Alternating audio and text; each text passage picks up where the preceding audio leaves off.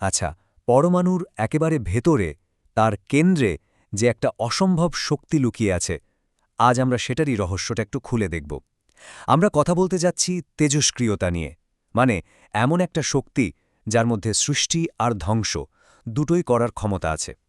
চলুন তাহলে পরমাণুর এই নিউক্লিয়াসের জগতে একবার ডুব দেয়া যাক।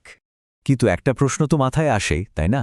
যে কেন কিছু পরমাণু কোনো কারণ ছাড়াই নিজে থেকে ভেঙে যায়, আর এই যে অদৃশ্য রশ্মি তৈরি করে সেটারই বা কারণ কি? তো এই রহস্যের উত্তরটাই আমরা আজ একসাথে খুঁজে বের করব। দেখুন, এই চমৎকার প্রশ্নটার উত্তর কিন্তু লুকিয়ে আছে ফিজিক্সের একটা খুব বেসিক আইডিয়ার মধ্যে। সেটা হলো অ্যাটমিক স্টেবিলিটি বা পারমাণবিক স্থিতিশীলতা। আসল ব্যাপারটা কি জানেন? সব পরমাণু কিন্তু একরকমভাবে তৈরি হয় না। কিছু পরমাণু বলতে পারেন জন্ম থেকেই একটু অস্থির প্রকৃতির। আর এই যে অস্থির পরমাণুগুলো, এরা শান্ত হতে চায়। কিভাবে? তাদের ভেতরে যে বাড়তি শক্তিটা আছে সেটাকে রশ্মি বা রেডিয়েশনের আকারে বাইরে বের করে দেয়। ব্যাপারটা অনেকটা এরকম যে অতিরিক্ত শক্তি ঝেড়ে ফেলে ওরা শান্ত হতে চাইছে।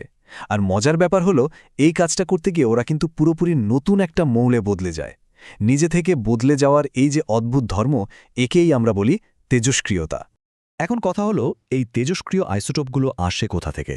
কিছু তো প্রকৃতিতেই পাওয়া যায়, যেমন ধরুন পাথরের মধ্যে থাকা ইউরেনিয়াম। আবার বিজ্ঞানীরা ল্যাবেও কিন্তু এগুলো তৈরি করতে পারেন। আর এই যে ল্যাবে তৈরি করা কৃত্রিম আইসোটোপগুলো, এগুলো আমাদের জীবনে কিন্তু খুবই কাজের। যেমন টেকনিশিয়াম, এটা কিন্তু মেডিকেলে নানা রকম রোগ নির্ণয়ের কাজে ব্যবহার করা হয়। তো আমরা যে বলছিলাম পরমাণু ভেঙে গিয়ে রশ্মি বের হয়, এখন প্রশ্ন হলো ঠিক কি কি ধরনের রশ্মি বেরিয়ে আসে। চলুন এই রশ্মিগুলোর সাথে একটু পরিচিত হয়ে নেওয়া যাক। আচ্ছা, প্রথমেই আসি আলফা কণার কথায়। যখন কোনো পরমাণু থেকে একটা আলফা কণা বেরিয়ে যায়, তখন কি হয়? তখন সে দুটো প্রোটন আর দুটো নিউট্রন হারিয়ে ফেলে। এর ফলে কি হয়? ওটা একটা হালকা মৌলে পরিণত হয়ে যায়।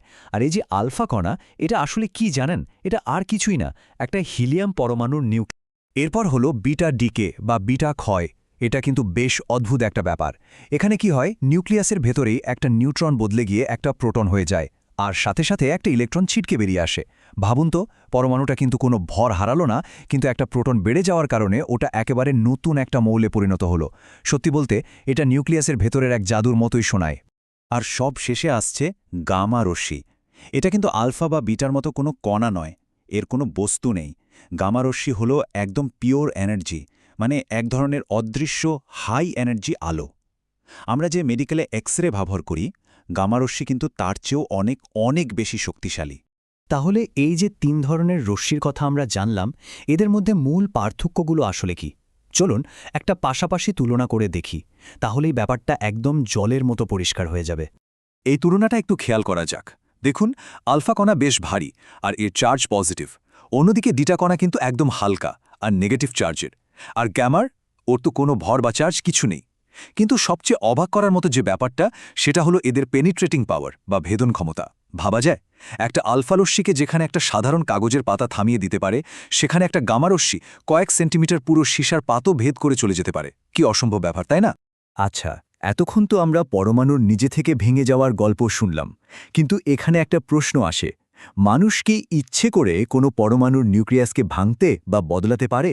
উত্তরটা হলো হ্যাঁ, পারে। আর ঠিক এই প্রক্রিয়াটাকেই বলা হয় নিউক্লিয়ার বিক্রিয়া। ব্যাপারটা কি?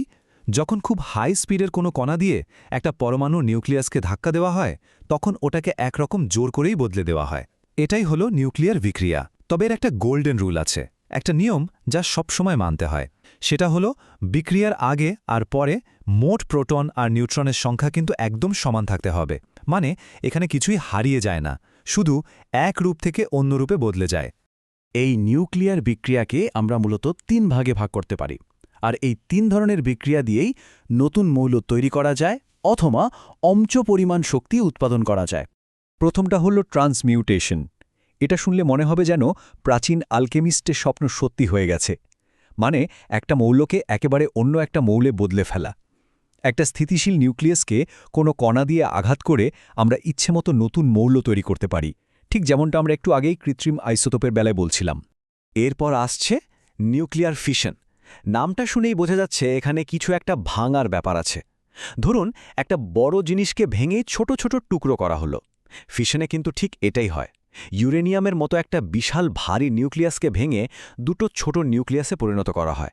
আর এই ভাঙার ফলে যা বের হয় তা হলো অমসম পরিমাণ শক্তি। আমরা যে পারমাণবিক বিদ্যুৎ কেন্দ্র বা নিউক্লিয়ার পাওয়ার প্ল্যান্টের কথা শুনি, সেগুলো কিন্তু এই শক্তিটাই ব্যবহার করে। আর সবশেষে নিউক্লিয়ার ফিউশন, এটা হলো ফিশনের একদম উল্টোটা। ফিশনে যেমন ভাঙা হয়, ফিউশনে তেমনি জোড়া লাগানো হয়।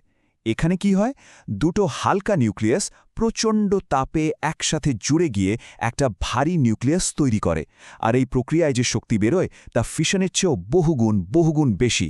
আমাদের সূর্য বা মহাবিশ্বের কোটি কোটি তারা যে জ্বলছে, তাদের সবার শক্তির উৎস কিন্তু এই ফিউশন। তবে পৃথিবীতে এই প্রক্রিয়াটাকে ঘটানো কিন্তু আজকের দিনের বিজ্ঞানীদের জন্য সবচেয়ে বড় চ্যালেঞ্জগুলোর একটা। তাহলে পুরো ব্যাপারটা থেকে আমরা কি বুঝলাম? পরমাণুর এই শক্তি, এটার দুটো দিক আছে।